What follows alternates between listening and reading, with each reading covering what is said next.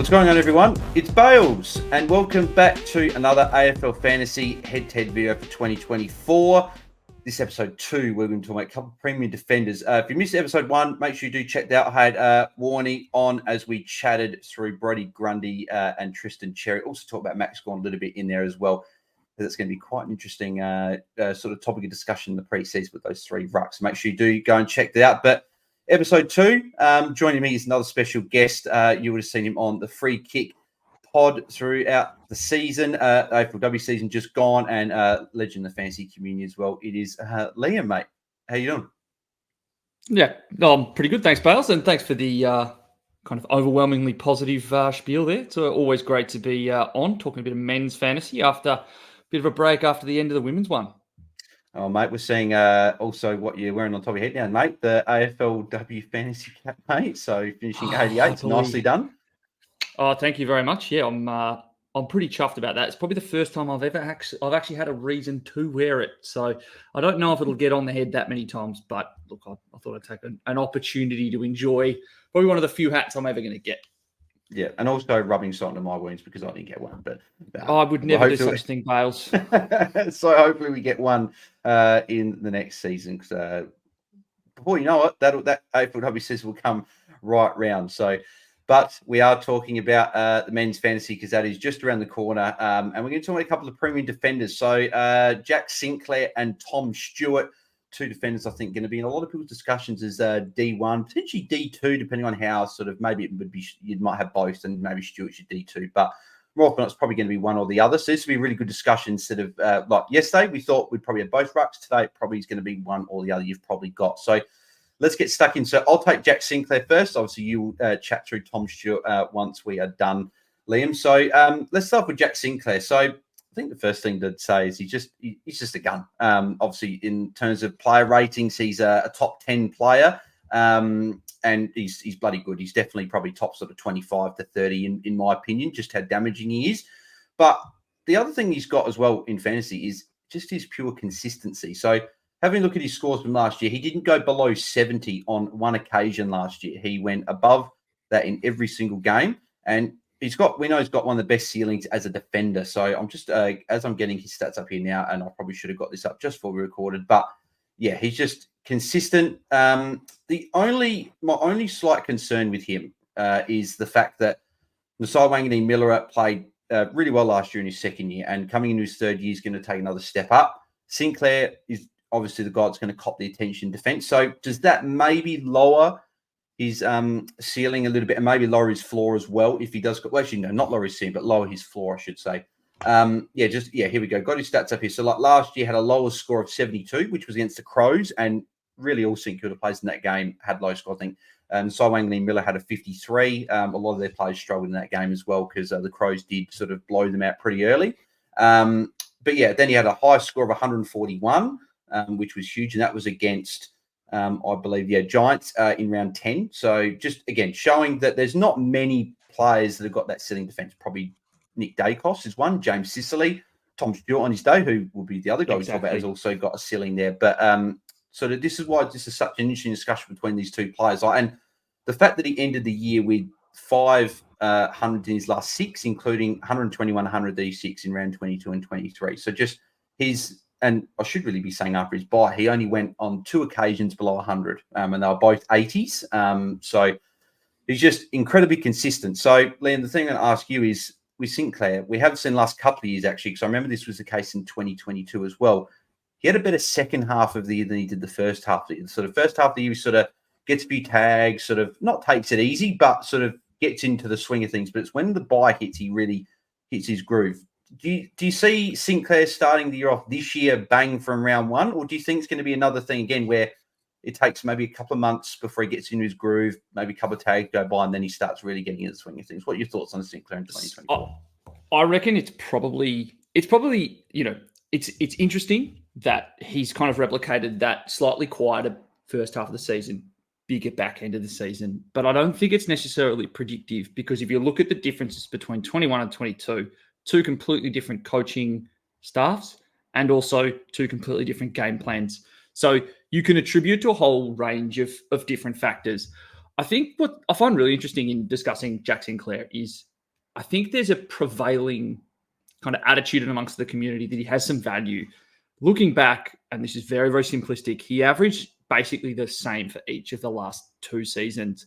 That perception of value comes from a run he had kind of when we're starting to think about what upgrades we should have for buys. And he was a really prime option because he had that week 12 buy when we were really struggling for options in week 13.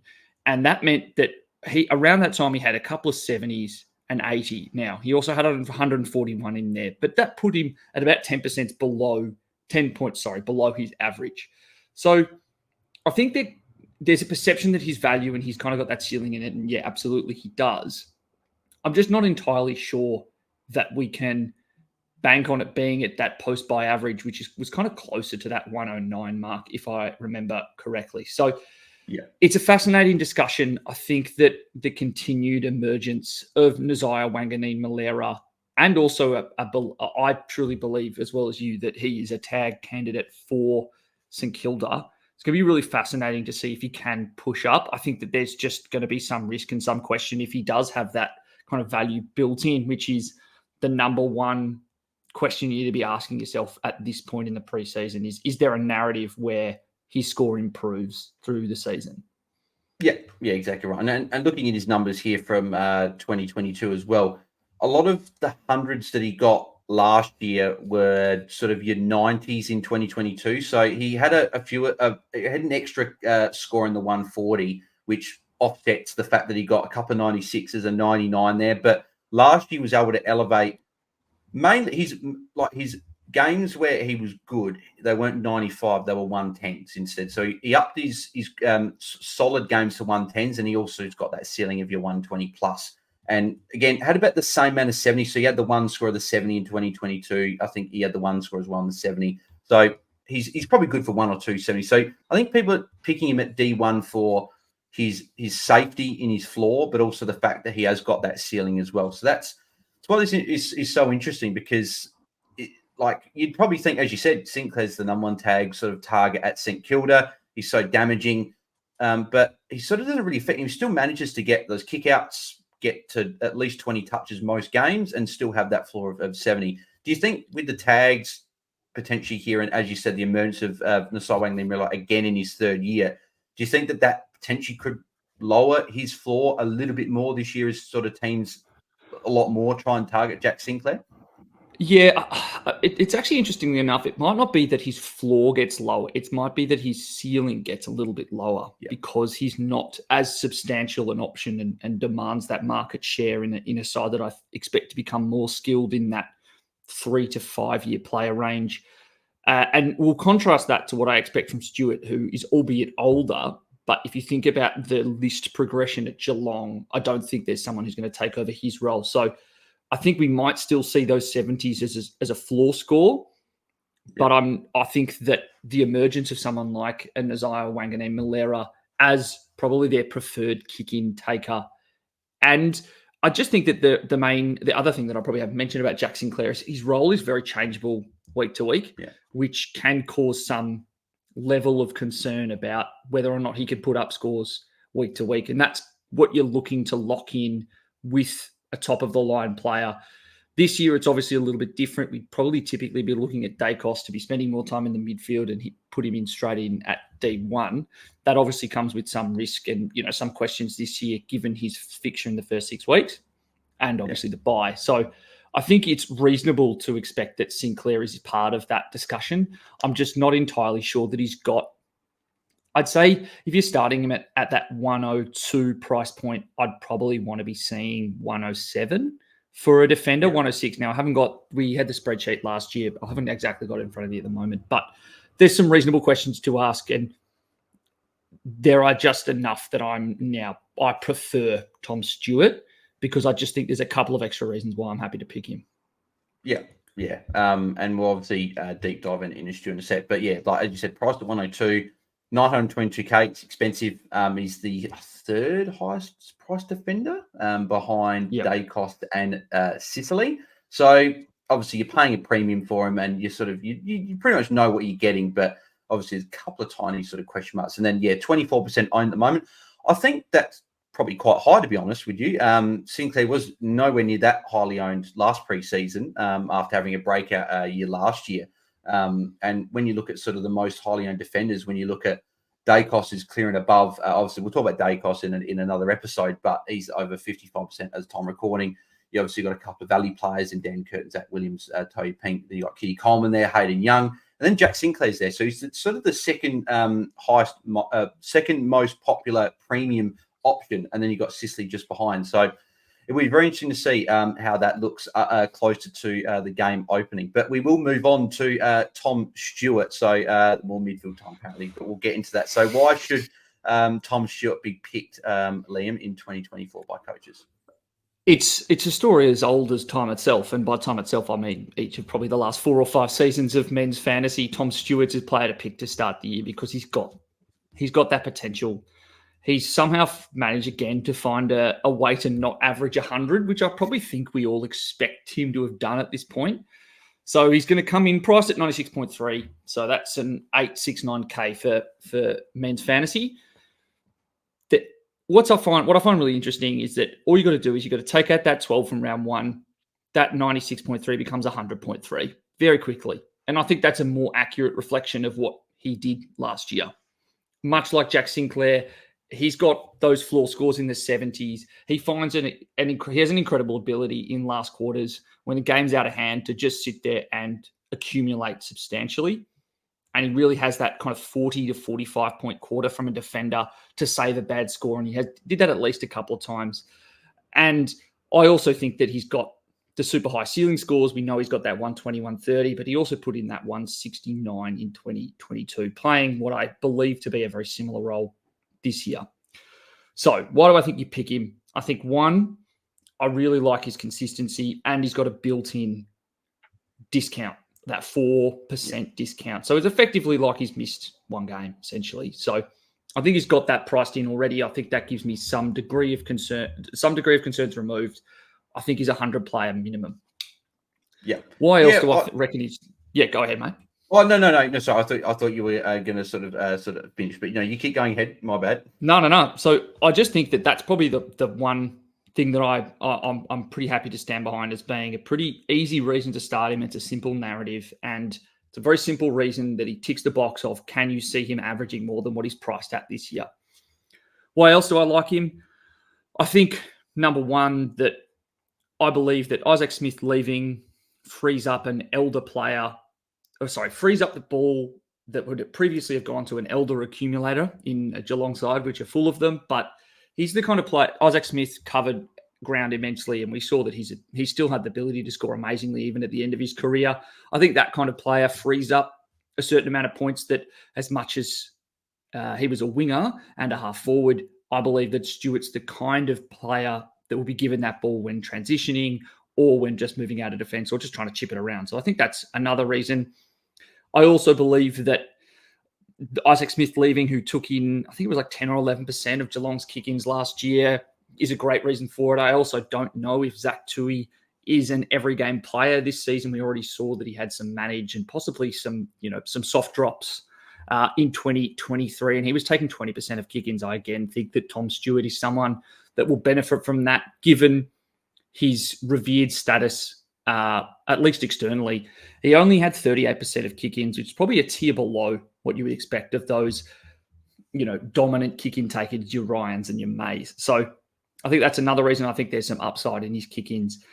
And then finally, you mentioned it off the top, this midfield CBA role. I'm not picking him for it, let's put it that way. But we did see it. Bonus. 3 games last year where he had CBAs. If you set the arbitrary threshold at 25%, which is, I would say, a more accurate reflection of someone who's given a midfield role versus just throwing the chips around because you're bored or game's over. He had scores of 111 and 116. I think that's great. And I think that in a side that's really going to be lacking some, I'm not saying maybe lacking some maturity in that midfield. They still have Cam Guthrie, but I don't know necessarily if Cam Guthrie's body can hand up to being an every-game player, or at least there's some reason to believe that's not the case. I think Tom Stewart might get thrown at the midfield for a stopping role, and he saw that he played up to 50% of CBAs in a game against Brisbane. last season, trying to play a stopping role in that midfield, and that's when he did score 116. So I'm not predicting that it'll be an every game thing, but I do like the idea that if for whatever reason there's a need to free him up, or there's a player that needs to be stopped at a game that's going to spend a lot of time in the middle, there's an additional reason to believe that he has avenue to scoring. And in a world where we can't predict exactly what's going to happen, we're just trying to look at reasons to believe that something is more likely to. I think that's another reason he's more likely to score above what he's priced at 96. Yeah, great. And I've just, as you said, on the kicking numbers, I was just trying to get them up, and then you discussed it, which was good. Just getting them up here, as you said, like Zach Tui having like he had 4, 3, 4, 1, 2, and then had a bit of a gap, and then he had plenty of kick-ins. I think that Geelong almost better served like Stewart doing playing on small kick into the pocket, and then Tui getting that extra 30 meters, and then kicking longer. I think that'd be better. And then, as you said, Isaac Smith did have his fair share of kick-ins as well, so that's obviously freed up, which is a positive for me. As you said, the injured game at the start of the year also opens that up as well. And the other thing as well is we didn't actually see last year any of those 150 plus games from Stewart like he had the year prior. I think he had a couple over 140, whereas last year had a high score of 120? Yeah, 126 is his high. No, 133. Sorry, against St Kilda, around 23 is his high score. So had a couple of 120s as well, but didn't really have as many of those big games. So that you could also factor in that could be a little bit of extra value if he ends up going. So I think Geelong this year will struggle a bit more than what they did last year. Obviously, they're sort of going to start entering that, if they haven't already, that rebuilding phase. The ball could be chipped around a bit more back there, which that could even open up even more points for him. How do you see with Tom Stewart in terms of maybe defensive attention? Do you think that he's still a guy that people are going to mark down and say we've got to stop him? Or do you think maybe because Geelong aren't at the top of the tree like they were a couple of years ago, maybe the sort of tag is sort of eased off a little bit and not really done? I don't think it was done as much anyway, but how do you see that playing out? I see it as a small risk, but albeit a risk that I can't discount wholeheartedly. I don't know if there are many players where you can guarantee and say this player is too much of a tag risk to pick, because quite often if they're that level of player that they're a tag risk all the time, that probably means that they're pretty damaging and they accumulate a lot in good areas, and that often correlates with decent fantasy scoring at least. So, yep, absolutely, it's a possibility. It might mean that in some matchups he's not, say, for example, a VC option, because I see him as that kind of VC option when, say, for example, in round 1, he has St Kilda, a team that allowed a mountain of points to be scored by them and against them.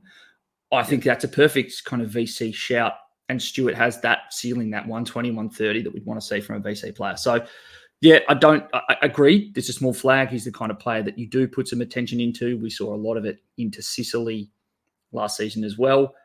I just don't know if it's not enough not to pick him. Yeah, and I agree as well. Yeah, I wouldn't be too worried about sort of the tag anyway. And we saw last year Hawthorn did it against Geelong, and it was more of a team tag. And I think that might be what teams do to combat Stewart. If there's any attention, it'll be a team tag rather than just one player sit down and lock on Stewart. It'll be a sort of system-based thing. And I've got your scores up here as well. So round 7 in 2022, we had 157 against Freo with 40 disposals. And then he's got 169 against the Crows with 40 touches as well. So obviously shown he's got that ceiling, particularly at GMHBA Stadium as well. So it will be very, very interesting to see how him and Sinclair go. But time has come to pick between the two players, Lem. So if you're picking between Tom Stewart and Jack Sinclair, who are you picking in 2024? Look, I don't know if it'll come as much of a surprise, but I am all aboard Tom Stewart. He's currently sitting my team at D1. I'm avoiding going Dacos because of that bye and his fixture in the first 6 weeks, and I'm running with the Cat as my first pick defender. Yep, well, snap for everything you just said then is exactly me as well. He's currently sitting as my D1, which a few people saw.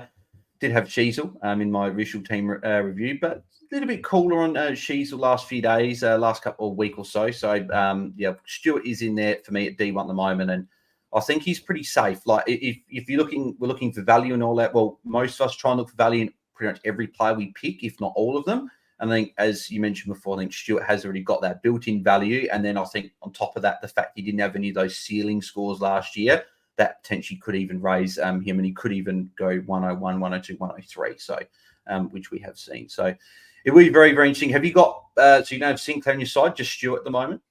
just Stewart at the moment. Sinclair's someone that I had done my research on already because he presents the kind of scoring profile that I like. Pretty similar to Stewart, to be honest, that relatively high floor, the ability to have a ceiling, an important player. It's just a couple of small changes and the fact that there's just a bit of a discount down to Stewart that pushes him above for me. Yeah, I agree as well. I currently have got his teammate, Wanganeen Miller, as my D2 at the moment. I just think, the value there's a little bit better and potential upside as well. And that 100K could come in useful as well. But I'm sure that us two and pretty much a lot of people have Sinclair in their teams at some point in 2024. But that is, I think that's pretty much done for episode 2. So thank you guys for tuning into episode 2. If you did enjoy it, make sure you leave a like on the video and subscribe to the channel if you haven't already. Let us know in the comments below as well if you're picking Jack Sinclair or Tom Stewart or both or neither. Let us know what you're doing and sort of your reasoning behind that, any questions as well. And then also leave your comments on the other video, Chair and Granny, which I didn't actually say during the video to leave your comments, but and make sure you check that episode out as well. Liam, mate, thank you very much for jumping on again. Obviously, you came last year, the first episode last year, so it's good to get you on the second episode. What can people be expecting from you during the men's season 2024, and then as we gear up for the AFLW season with Free Kick? Look, you can expect me probably around the place on Twitter, on social media, trying to get a half decent side together, maybe jumping on a few podcasts here or there, or writing a few posts about players that I like and don't like. And then by the time it gets to April, May, it'll be AFLW preseason. So you'll probably see a bit of ramped up content from me from then. Yeah, perfect, mate. And then you can also your Twitter handle, mate. Where can the people find you? Because I know your Twitter name did change last season as well. Yes, it did. So you can find me on Twitter at Liam AFLW Fantasy, and you can find the Free Kick Pod at Free Kick W Pod. Yeah, make sure you guys go and follow that.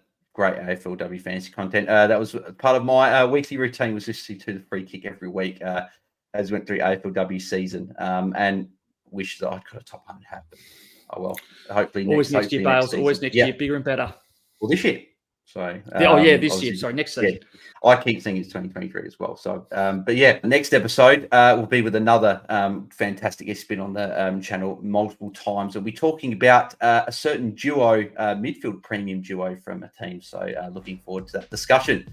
So, until next time, guys, social media links in the description below. Make sure you go and follow those, and we'll catch you guys in the next episode. So, we're out. Cheers.